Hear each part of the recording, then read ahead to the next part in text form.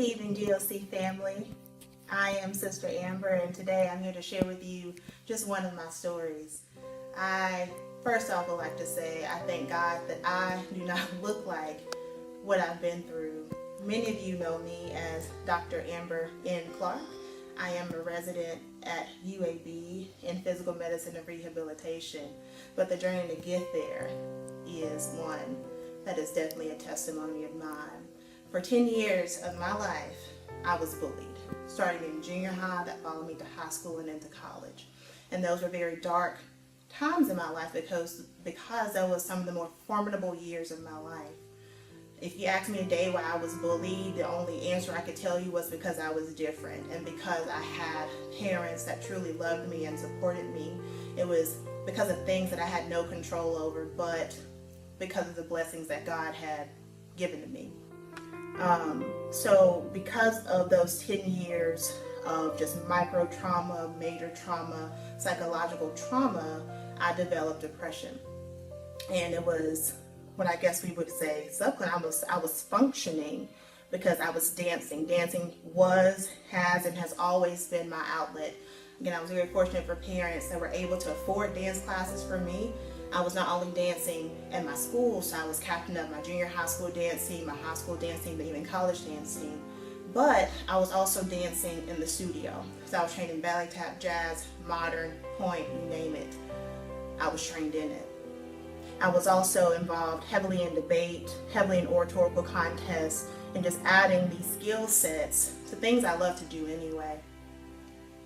It wasn't until medical school, I thought, hey, it's a fresh start. We made it through college finally. It's a fresh start. And I always considered myself to be the intelligent little black girl from Monroe, Louisiana that was one day going to be a physician. And the day that I started medical school, nothing had changed with that. However, it wasn't until the end of my second year of medical school that everything came to a screeching halt. I had hit my wall because I had failed one of the most important tests, they say, in my life. I had failed step 1. And step 1 is an exam that every medical student has to take. It is the exam that kind of determines what kind of residency you'll be able to apply to. It's a test that determines if you will even match into residency. And I had failed that very test. And to add insult to injury, I had failed it only by 3 points. Excellent. Excellent, excellent. So I continued to matriculate through medical school. I make it to 4th year. I am applying for residency positions, and my residency interviews are limited because of that step 1 failure and because of the fact even though I passed it the second time, it wasn't the best score. So we go on to match day, and I get an email saying that I had not matched. And I read that email 3 times just to make sure what I really read was what I really read, and it didn't change. I had matched. So I was numb. And by that time, I'd already taken a year out from medical school. I did get counseling, and my mind was in a better place, but that didn't negate the fact that I'd already had a failure on my exam and on my record. But God. There were 4 PM&R, physical medicine and rehab, residency programs that had open spots.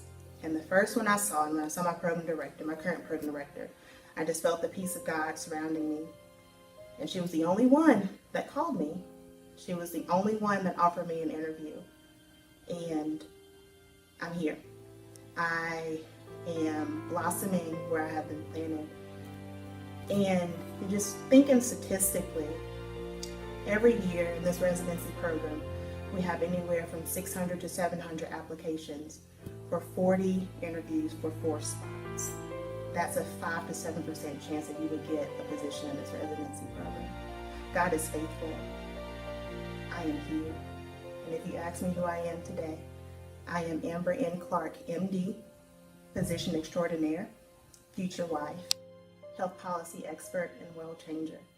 God is awesome. I encourage you guys to keep going ahead. Happy New Year.